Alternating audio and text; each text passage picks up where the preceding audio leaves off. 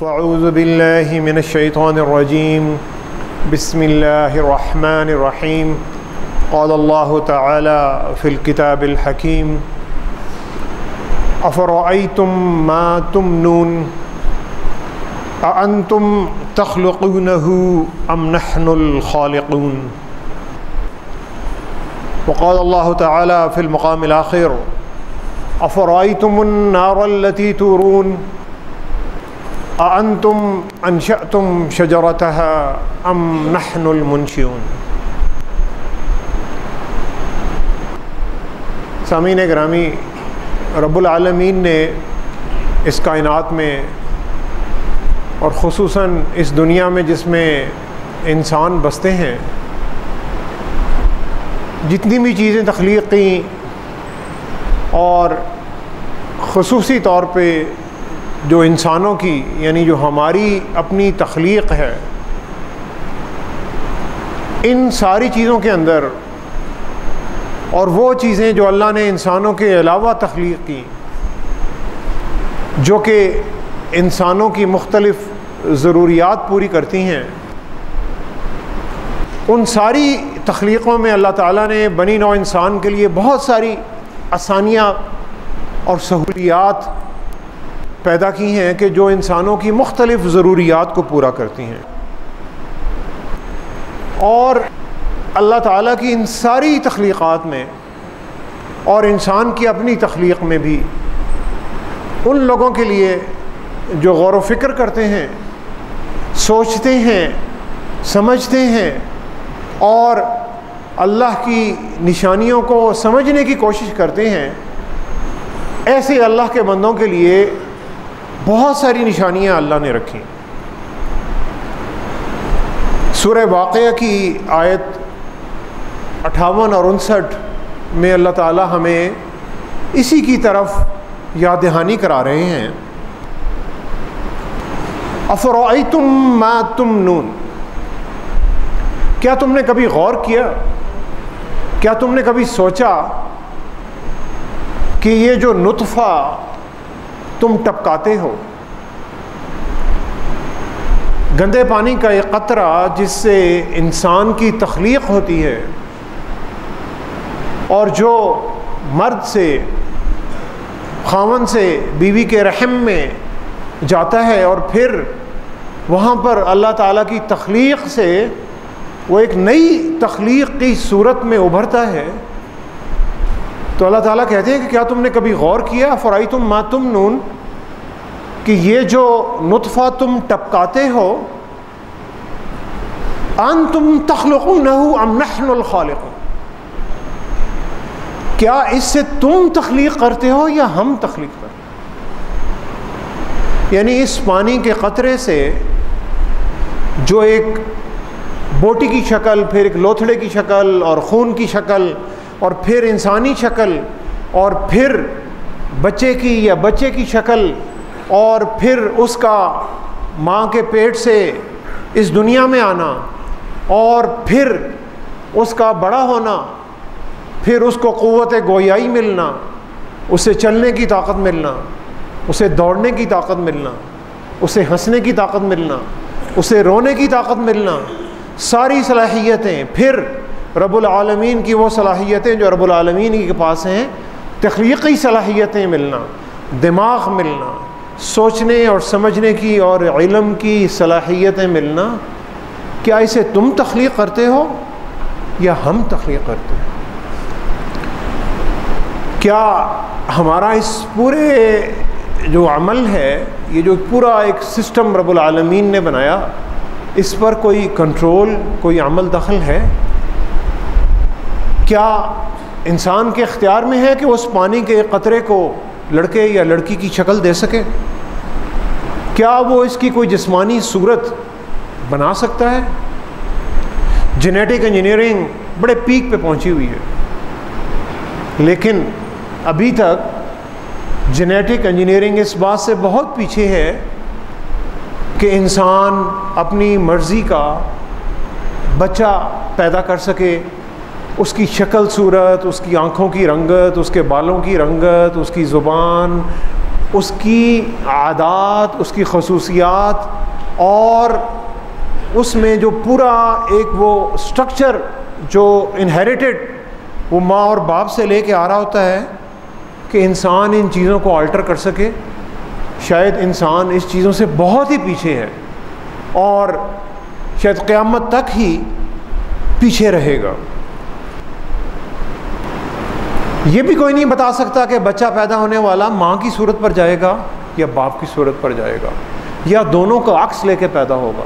یا ہو سکتا ہے دونوں کا عکس لے کے پیدا نہ ہو، دادا اور دادی اور نانا اور نانی میں سے کسی کا عکس لے کے پیدا ہو۔ یہ بھی کوئی نہیں پریڈکٹ کر سکتا کہ یہ جو بچہ آج چھوٹا ہے یہ بڑا ہو کہ کس اخلاق کا، کس کردار کا، کن صلاحیتوں کا مالک ہوگا۔ یہ کوئی بہت بڑا آدمی بنے گا یا کوئی عام انسان بنے گا، یا بالکل ذلت کی گہرائیوں میں چلا جائے گا، معذور ہوگا یا جسمانی طور پر بہت طاقتور ہوگا، تندرست ہوگا، دماغی طور پر بیلنسڈ ہوگا یا ان بیلنسڈ پرسنالٹی ہوگی۔ سامعین گرامی، انسان کی تخلیق ایک اتنے چھوٹے سے سیل سے ہوتی ہے جو خالی آنکھ سے نظر نہیں آتا، اس کو مائکروسکوپ سے دیکھنا پڑتا ہے، اور پھر جب یہی انسان جوان ہو جاتا ہے تو اس انسان کے خون میں 100 کھرب یعنی 100 ٹریلین سے زائد ڈی این اے کے مالیکیولز یا سیل ہوتے ہیں کسی بھی ایک انسان میں۔ 100 کھرب سے زائد چھوٹے چھوٹے یعنی خوردبین سے نظر آنے والے سیل اور مالیکیولز ہوتے ہیں جنہیں عرف عام میں ہم ڈی این اے کہتے ہیں۔ ڈی آکسی ریبو نیوکلیک ایسڈ جنہیں سائنس کی یا میڈیسن کی زبان میں کہا جاتا ہے، اور یہ ایک بڑی عجیب اللہ کی تخلیق ہے۔ ویسے تو انسان کی ہر تخلیق، ہر جسم کا عضو جو ہے بال سے لے کر بڑے سے بڑا عضو تک ایک بڑی ہی عجیب تخلیق ہے، لیکن یہ جو ڈی این اے ہے یہ بھی ایک بہت ہی اللہ کی ایک عجیب تخلیق ہے۔ یہ جو انسان میں 100 کھرب سے زائد ڈی این اے کے مالیکیول ہوتے ہیں، ہر مالیکیول کی لمبائی تقریباً 10 فٹ یعنی 3 میٹر کے قریب ہوتی ہے۔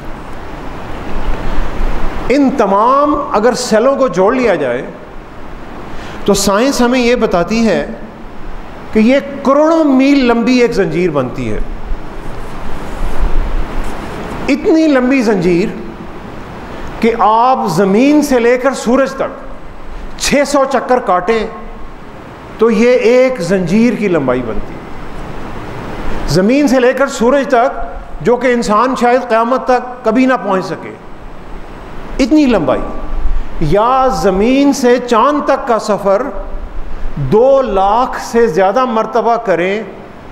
تو یہ انسان کے ڈی این اے کے جو سیلز ہیں اس کی لمبائی اتنی لمبی بنتی ہے۔ یعنی تصور میں لائیے کہ ایک اگر ہماری 70 سال اگر ہماری اوسطاً عمر ہے تو اس میں تقریباً 25,500 دن بنتے ہیں۔ یعنی اگر ایک شخص کو 70 سال کی عمر 8 مرتبہ ملے اور ہر دن وہ شخص زمین سے چاند تک کا سفر کرے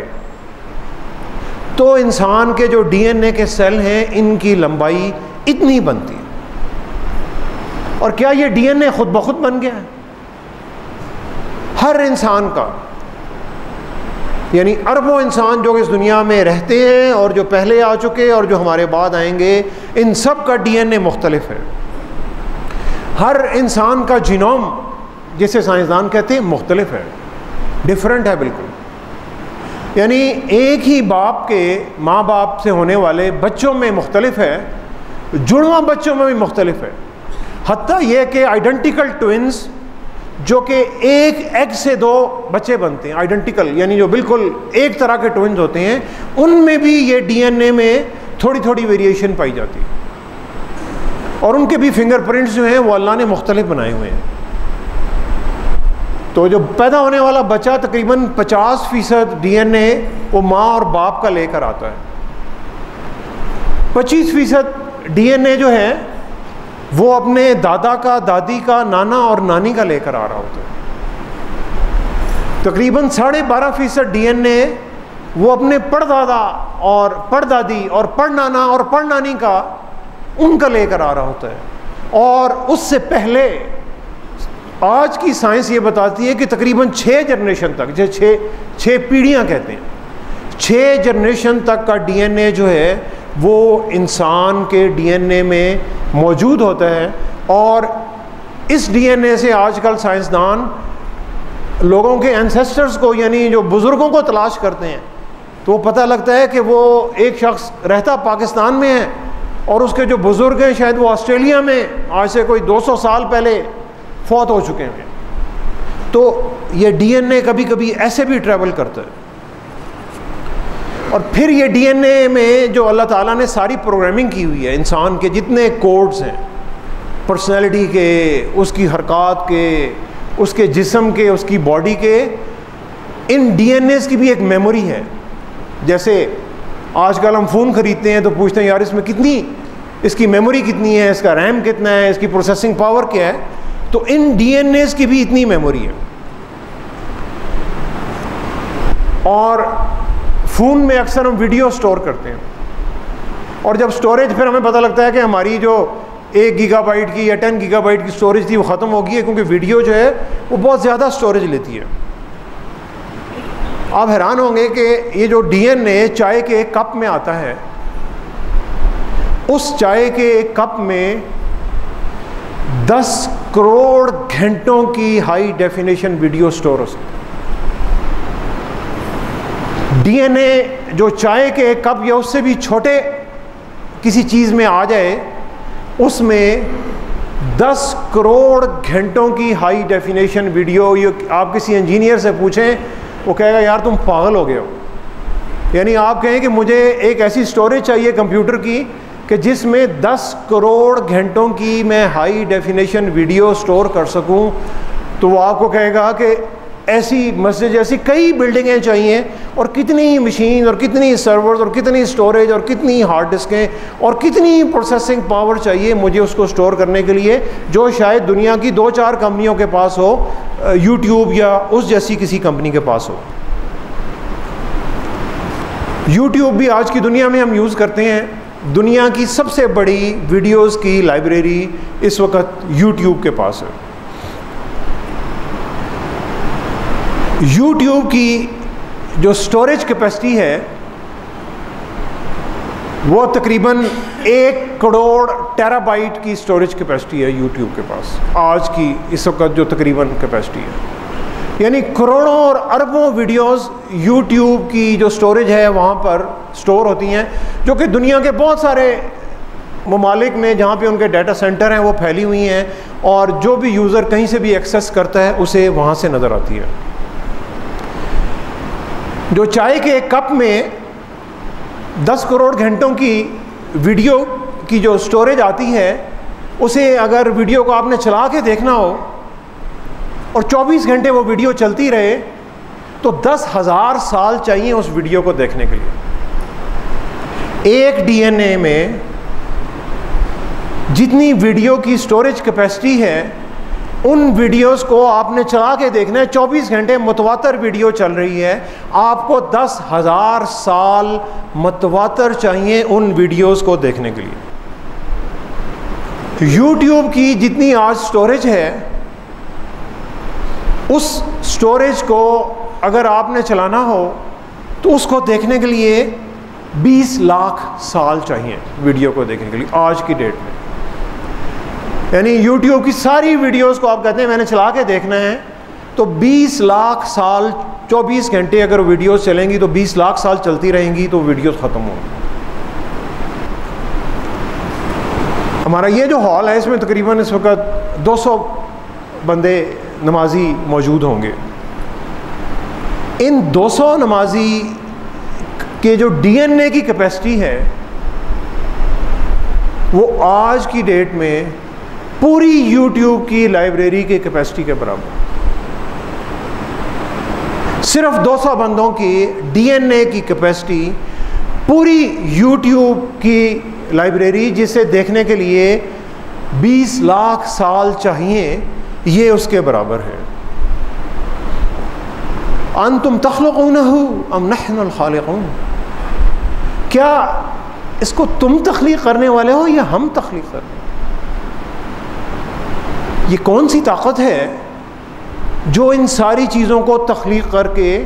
آج کے دن تمہارے سامنے رکھ دیتی ہے کہ تمہاری ساری ٹیکنالوجی ایک طرف اور رب العالمین کی ایک چھوٹی سی تخلیق جو ہے وہ ایک طرف؟ اور پھر آیت 71 اور 72 میں رب العالمین بتا رہے ہیں افرأیتم النار التی تورون، کیا تم نے کبھی غور کیا کہ جو آگ تم جلاتے ہو، انتم انشأتم شجرتها ام نحن المنشئون، کیا اس درخت کو، اس کا ایندھن اور اس کی لکڑی جو ہے، اس کو تم پیدا کرتے ہو یا ہم پیدا کرتے ہیں؟ سامعین گرامی، اگر اس کرۂ ارض سے حرارت کو نکال لیا جائے، ہیٹ کو، تو اس کرۂ ارض پر کوئی بھی زندگی کا وجود ختم ہو جائے، چاہے وہ حرارت دھوپ کی شکل میں آتی ہے، چاہے وہ حرارت انسان اللہ تعالیٰ کے دیے ہوئے قدرتی وسائل کو جلا کر حرارت پیدا کرتا ہے۔ یہ جو لکڑی تم جلاتے ہو، یہ جو گیس تم جلاتے ہو، آپ کو پتہ ہے اس کا نام کیا ہے؟ اس کا نام نیچرل گیس ہے، قدرتی گیس، رب العالمین کی پیدا کی ہوئی گیس۔ یہ جو پیٹرول اور ڈیزل اور کیروسین اور یہ جو LPG تم چلاتے ہو، یہ اللہ تعالیٰ کے تخلیق کردہ تیل جو زمین سے 5 کلومیٹر تہ سے نکلتا ہے، اس تیل سے تم یہ سارے انرجی کے اور طاقت کے ذرائع حاصل کرتے ہو۔ یہ جو سورج کی طاقت کو تم مسخر کرتے ہو سولر انرجی سے، اور یہ جو ہوا جو اللہ تعالیٰ جنہیں چلاتا ہے، رحمتوں والی ہوا، جس کو تم مسخر کرتے ہو اور جس سے تم ونڈ انرجی بناتے ہو، یا پانی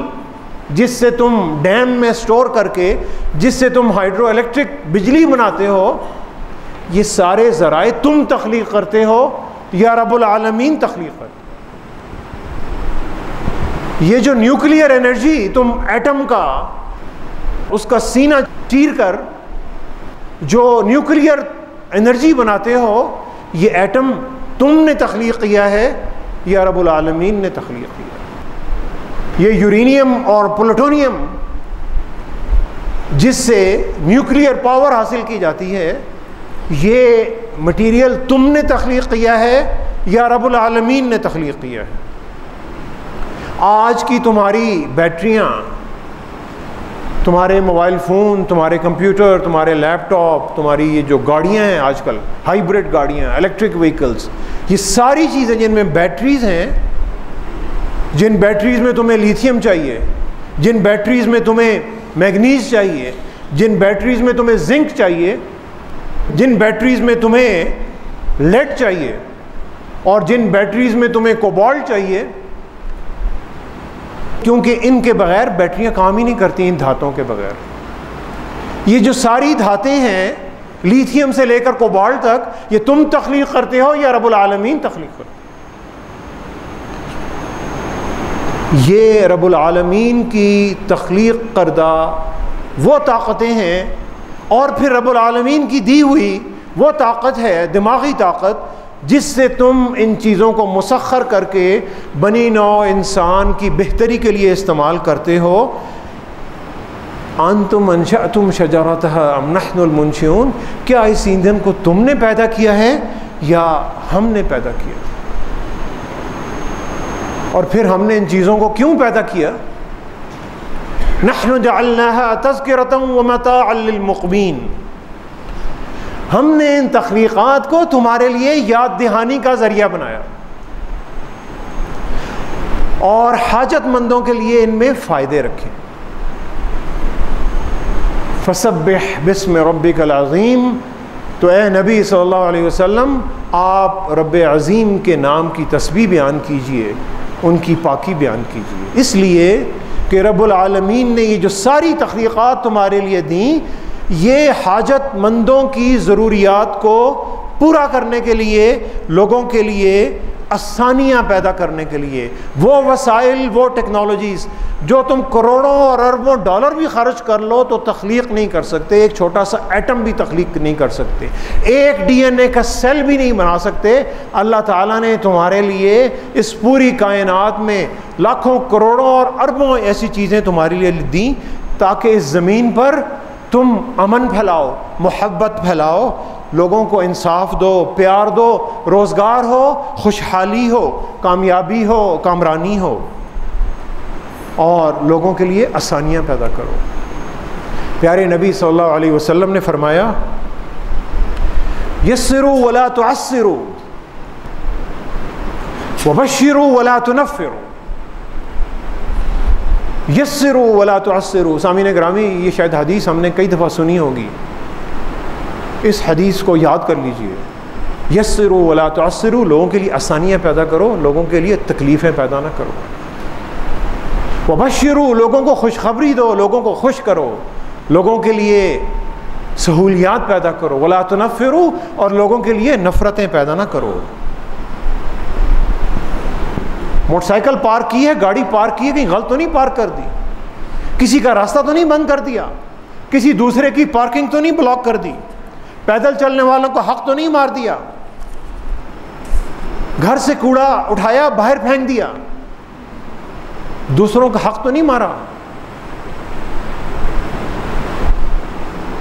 بجائے راستے سے تکلیف دہ چیزیں اٹھانے کے میں نے راستے پر کوئی گندگی ڈال دی، لوگوں کو تکلیف دے رہا ہوں۔ چھوٹے چھوٹے کام سامعین گرامی، اس پر ہمیں غور کرنا چاہیے کہ آج کے دن، آج کے ایک دن میں، اس 24 گھنٹے میں رب العالمین نے میرے لیے کتنی آسانیاں پیدا کی۔ تو کیا میں نے اللہ تعالیٰ کی کسی مخلوق کے لیے کوئی آسانی پیدا کی؟ کوئی چھوٹی سی بھی کی، مسکرا کے کی، راستے سے تکلیف دہ چیز اٹھا کے کی، کسی بزرگ کی مدد کی، کسی بچے کو کوئی اچھی چیز سکھائی، کوئی چھوٹی سے چھوٹی اور بڑی سے بڑی بات کسی کے لیے آسانی پیدا کی، تو شاید میں نے اللہ کی دی ہوئی نعمت کا کوئی تھوڑا سا حق تو ادا کیا۔ لیکن اگر نہیں کی تو پھر سامعین گرامی کچھ بھی نہیں کیا۔ کچھ عرصہ پہلے ترکی جانے کا اتفاق ہوا اور مساجد میں بھی گئے، تو مسجد میں ایک عجیب بات دیکھی۔ مسجد میں گھسے تو جوتیاں لوگوں کی باہر پڑی ہوئی ہیں، اور بہت ساری جوتیاں، لفافے لگے ہوئے ہیں، ڈسپوزیبل بیگز ہیں، ان لفافوں میں ڈال کے جوتی اندر مسجد میں رکھتے ہیں تاکہ مسجد میں گندگی نہ پھیلے۔ اور جو باہر جوتیاں پڑی ہیں وہ بڑے سلیقے سے، قرینے سے پڑی ہیں، یعنی جب نمازی مسجد سے باہر نکلتا ہے تو جوتی کا منہ باہر کی طرف ہے تاکہ اسے جوتی کا منہ بھی نہ تبدیل کرنا پڑے۔ اور یہ جوتیاں کون سیدھی کرتا ہے؟ میں نے اور سے دیکھا، آنے والے نمازی جوتیاں سیدھی کر رہے ہیں، جو نمازی پہلے چلے گئے ہیں اور جو بعد میں آنے والے نمازی ہیں وہ ان کی جوتیاں سیدھی کر رہے ہیں۔ اور میں نے بڑے بڑے اچھے خوش پوش، بڑے ویل ڈریسڈ ٹرکش کو دیکھا کہ وہ آتے، اپنی جوتی رکھتے، اور اگر کوئی جوتی ٹیڑھی پڑی ہوئی ہے، الٹی پڑی، اسے سیدھا کر کے قرینے سے پیر بائی پیر رکھے۔ مسجد کے اندر گئے تو خوشبو مل رہی ہے، اور ابھی میں مسجد کے آ رہا تھا تو ایک ہمارے نمازی باہر کھڑے ہوئے، اللہ تعالیٰ ان پر رحمتیں اور برکتیں نازل فرمائے، وہ نمازیوں کو خوشبو لگا رہے تھے۔ شاید وہ پیارے نبی صلی اللہ علیہ وسلم کی اسی سنت مبارکہ کو پورا کر رہے تھے کہ لوگ اللہ کے گھر میں آ رہے ہیں، تو لوگ جب اللہ کے گھر میں جائیں تو بجائے ان سے کہ کوئی بری اسمیل آئے، ان سے ایک اچھی خوشبو آئے، جسے پیارے نبی صلی اللہ علیہ وسلم بڑے پسند فرماتے تھے۔ تو ترکی میں جا کر، ان کی مساجد میں جا کر، پھر ان کی گلیاں اور ان کے بازار، ہر چیزیں بڑی قرینے سے، سلیقے سے رکھی ہوئی ہیں، صاف ستھری، ایک ترتیب سے، تو سامعین گرامی اللہ تعالیٰ نے جو کائنات بنائی ہے، یہ جو جتنی بھی نیچرل بیوٹی ہے، اس کو ہم بیوٹی اسی لیے کہتے ہیں کہ اس میں ایک قرینہ ہے، اس میں ایک سلیقہ ہے۔ اللہ تعالیٰ نے یہ ساری چیزیں بہت ہی ایک خوبصورت طریقے سے بنائی ہیں۔ ہم بھی اگر اپنی چیزوں کو اسی طریقے سے کر لیں، اپنی ٹریفک کو اچھا کر لیں، اپنے سسٹم کو اچھا کر لیں، اپنی گلیوں کو، اپنے بازاروں کو، اپنے محلوں کو، اپنی مساجد کو، اپنے اسکولوں کو، اپنی ساری چیزوں کو اچھا کر لیں سامعین گرامی، تو ہم لوگوں کے لیے سہولیات پیدا کر رہے ہیں۔ اور پھر وہ لوگ کہ جنہیں اللہ تعالیٰ نے کوئی عہدہ دیا ہوا ہے، کوئی سرکاری عمال ہیں، سرکاری ملازم ہیں، تو وہ بھی اگر لوگوں کے لیے پریشانیاں پیدا کر رہے ہیں تو وہ پیارے نبی صلی اللہ علیہ وسلم کے فرمان کی اور اللہ تعالیٰ کے احکامات کی کھلم کھلا خلاف ورزی کر رہے ہیں۔ دفتر میں جاتے ہیں تو یہ کاغذ لاؤ، وہ کاغذ لاؤ، وہ NOC لاؤ، گاڑی کی رجسٹریشن کرانی ہے تو لمبی لمبی 200 بندوں کی لائن لگی ہوئی ہے، میں نے پیسے بھی دینے ہیں، میں نے ٹیکس بھی دینا ہے، اور عوام جو ہے وہ لمبی لمبی قطاروں میں ذلیل ہو رہی ہے۔ یہ اسلام کا شیوہ نہیں ہے۔ اسلام کا شیوہ آسانیاں پیدا کرنے کا شیوہ ہے۔ اسلام کا شیوہ محبتیں پیدا کرنے کا شیوہ ہے۔ سامعین گرامی، پاکستان کے ہمارے وطن عزیز کے لوگ مغربی ممالک کی سٹیزن شپ لینے کے لیے لمبی لمبی قطاریں لگا کر ان کے جو ایمبیسیز ہیں، مشنز کے باہر کھڑے ہوتے ہیں، اور کئی سال وہ ایفرٹس کرتے ہیں کہ ہمیں امریکہ کی یا کسی بھی مغربی ملک کا ہمیں کوئی ریزیڈنٹ ویزا مل جائے۔ کیوں؟ اس لیے کہ وہ جب ان ممالک میں لینڈ کرتے ہیں تو ان ممالک میں انہیں سہولیات ملتی ہیں، آسانیاں ملتی ہیں، مشکلات نہیں ملتی۔ وطن عزیز میں ہمیں قدم قدم پر مشکلات کا سامنا کرنا پڑتا ہے، چاہے وہ ہماری اپنی ذاتی طور پر ہم نے کریٹ کی ہوئی ہوں یا حکومت نے اجتماعی طور پر اسے کریٹ کیا ہوا ہو۔ آج یوم دفاع قوم منا رہی ہے، کشمیریوں کے ساتھ یکجہتی کا ایک اور دن منایا جا رہا ہے۔ دفاع، طاقت اور عزت سامعین گرامی محبت سے اور آپس میں اتحاد سے آتی ہے، اور آپس کی محبت اور آپس کا اتحاد آسانیوں سے پیدا ہوتا ہے۔ اگر ہم لوگوں کے لیے محبتیں پیدا کریں گے تو ہم اس اتحاد کو فروغ دے رہے ہیں، اس بکھری ہوئی قوم کو اکٹھا کر رہے ہیں، اور اگر ہم حقوق العباد کا خیال رکھ رہے ہیں تو ہم ایک طاقتور، خود مختار اور باعزت قوم کی حیثیت سے اپنا سر اٹھا کر پھر بھارت سے بات کر سکتے ہیں کہ ہمیں کشمیر واپس کرو اور کشمیر ہم نے لینا ہے، اور پھر کشمیری بھی فخر محسوس کریں گے کہ ہم ایک ایسے ملک کا حصہ بننے جا رہے ہیں کہ جس ملک میں بنیادی انسانی حقوق کو پامال نہیں کیا جاتا، جس ملک میں زیر حراست ملزموں کو ماورائے عدالت قتل نہیں کیا جاتا۔ لیکن سامعین گرامی، جس ملک کی پولیس اور جس ملک کے قانون نافذ کرنے والے ادارے زیر حراست ملزموں کو مارنا شروع کر دیں، سر عام قتل کرنا شروع کر دیں، تو یہ اللہ کے احکامات سے بغاوت نہیں ہے تو اور کیا ہے؟ اس مملکت کی بنیاد اخوت پر، محبت پر، آسانیوں پر رکھی گئی تھی، حقوق العباد پر رکھی گئی تھی۔ پاکستان کا جو آئین ہے وہ حقوق العباد کی ضمانت دیتا ہے۔ حفیظ جلندری جنہوں نے پاکستان کا ترانہ لکھا، ان کے کلام کے ساتھ میں اپنی گفتگو کا اختتام کرتا ہوں، اور انہوں نے بھی حقوق العباد کی اور پاکستان کے آئین کی بات کی۔ ہر بشر دیہات پاکستان میں ہے یا شہر میں، ہر بشر دیہات پاکستان میں ہے یا شہر میں، سربلندی چاہتا ہے گلستان دہر میں، کشمکش میں ہیں تگو دو کر رہے ہیں خاص و عام، چاہتا ہے ہر کوئی اپنے لیے بہتر مقام۔ سیرت و کردار انسانی کی رنگا رنگیاں، سیرت و کردار انسانی کی رنگا رنگیاں، دین و ایمان سے ہیں ان سازوں کی ہم آہنگیاں، ان کروڑوں بندگان حق تعالی کی مراد، ان کروڑوں بندگان حق تعالی کی مراد مل نہیں سکتی بجز پیمانہ حق العباد، اور یہ پیمانہ حق العباد آئین ہے، کثرت انسان کی روح اتحاد آئین ہے۔ اے خدا آئین قرآنی ہو ایسا کامیاب، مشرق و مغرب کا ہر ذرہ ہو عکس آفتاب، عرش اس فرش زمین پر جلوہ ارزانی کرے، عرش اس فرش زمین پر جلوہ ارزانی کرے، رحمت للعالمین اس کی نگہبانی کرے۔ دعا کریں کہ اللہ تعالی